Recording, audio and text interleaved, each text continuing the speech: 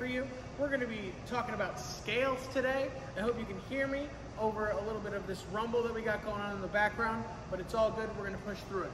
So today we're going to be talking about scales on a mallet instrument. My favorite mallet instrument to play the scales on and to get my scale skills up on is a marimba. I like it because it's got a bigger range than a lot of the other instruments, and you're able to really work out some more chop building type things on a marimba versus if you were to practice on a bell kit where you're working your small muscle groups and your sensitivity. So I like to pick the marimba. You can also use a vibraphone. Whatever is around you is really great, but marimba is my favorite one to do. So when I think of scales, I think of two main exercises that I'm going to show you both of today. The first one I think of is either playing a 1-octave scale, a 2-octave scale, or a 3-octave scale. Whether it be major, minor, whatever you're doing, it's fine. You can do this exercise in any of those forms.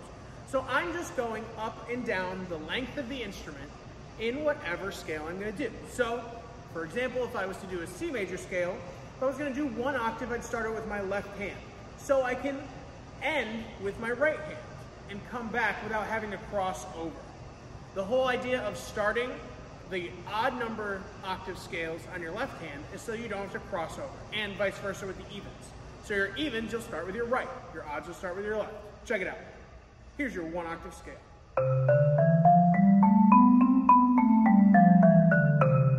Cool.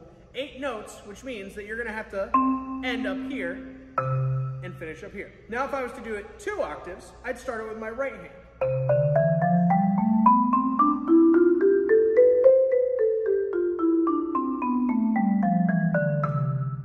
See how I didn't have to cross over at the end there?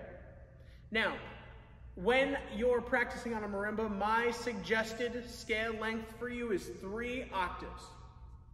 So if you started at this bottom C, you'd be able to get up to this C in 3 octaves.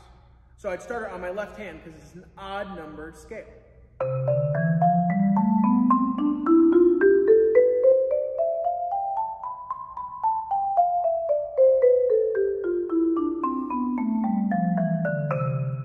Great.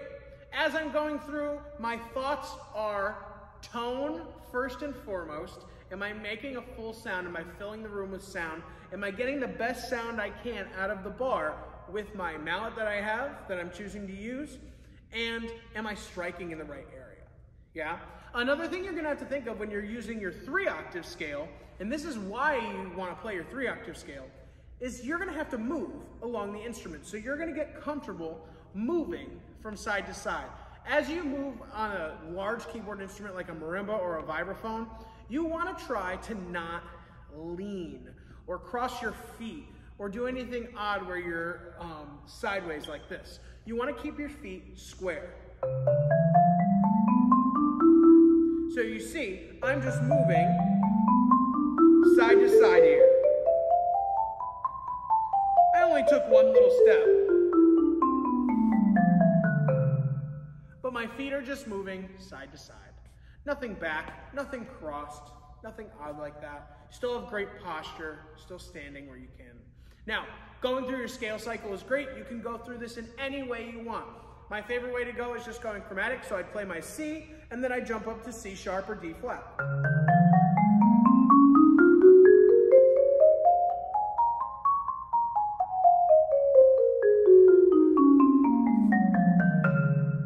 So that scale is a great opportunity for you to listen to see, are you getting a great sound out of your top, your black keys if it was a piano, and being able to transfer down to your bottom.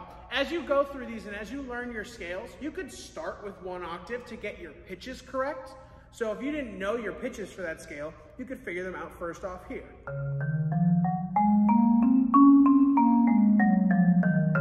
And then as you get comfortable seeing that pattern, you will be able to transfer that to the rest of the instrument. So one of my first teachers I ever had that explained to me scales told me that eventually you're going to see a highlight on the keyboard. You're thinking, all right, I'm going to play the D flat major scale. That's exactly what I was thinking there. I see those notes highlighted as I go, and I'm putting my mind in the D flat key, right? Same thing happens for all the scales for me now, just because I've gotten comfortable. It's not gonna happen on the first day, but as you learn more scales, you're gonna be able to do that and visualize them on the instrument. And that's why this instrument is so beautiful, is because it's so visual and so physical. You can actually see what you're gonna play, and it's a little bit different in your mind than it is actually in person. So the second scale exercise I wanna show you guys today is the green scale exercise. This is more to build up your speed, and it teaches you the 5-note scale. So what you do is you start on, I'll teach it in C. You're gonna go up and down from C to G in your scale, so scale degrees 1 through 5. You're gonna do it twice like that. Always thinking about tone. And then you're gonna go all the way up the scale, but you're gonna end, instead of landing on C, you're gonna land on D. So you're gonna go 1 note past the 1 octave scale. And all the way. Cool, so you have your 1 octave scale going up to D, and then you're gonna learn your G 5-note scale. So your G 5-note scale is G, A, B, C, D. But since you landed on D, you're gonna go backwards. Makes sense? And then you would go all the way back down. So all the way through the green scales exercise, it would sound like this.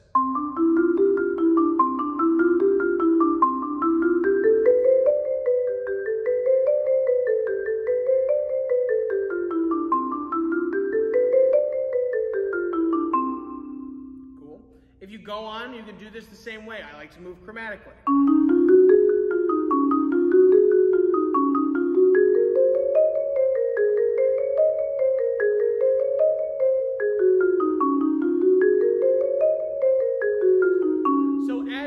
Chromatically throughout the scales, you're gonna find more challenges for each one. Like that one, like I said again, D flat, you're moving to this F and you're moving to this C. And you're going to be jumping from the top to the bottom while sustaining your tone. It's a lot to think about, right? This exercise also helps you get faster with your hands. A lot of the time you're gonna be playing faster passages, especially on like xylophone parts or something like that, when you have runs. Right? So if you're going to play something quicker,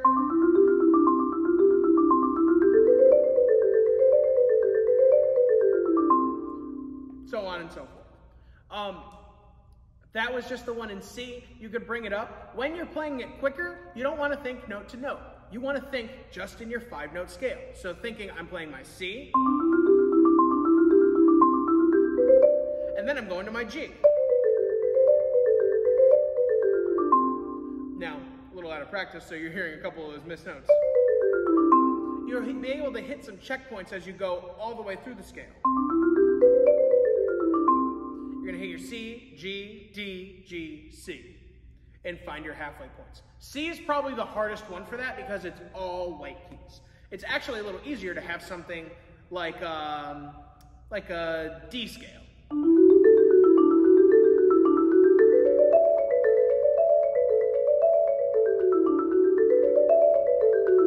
Because the D scale has an F sharp and a C sharp in it, you're finding that pattern and that moving of your hands to be a little easier because you're actually moving up and down. Whereas with C, you're more likely to hit a wrong note because it's all on the white keys, all on the flat keys. They're all right next to each other. You don't actually have that big movement. So C is probably your hardest one versus something that's got more accidentals will probably be a little bit easier. And some of them get a little more challenging, but as you get those hand patterns to move, they become easier. Cool? Always practice these exercises with the metronome, especially the green scales exercise as you're moving through your major scales. It's not as necessary, and you might want to do it a little more freely, but always keeping a steady tempo is one of the hallmarks of being a percussionist. So, anytime you can, use a metronome in your practice. All right? Thank you so much for watching today, and I hope that this treats you well.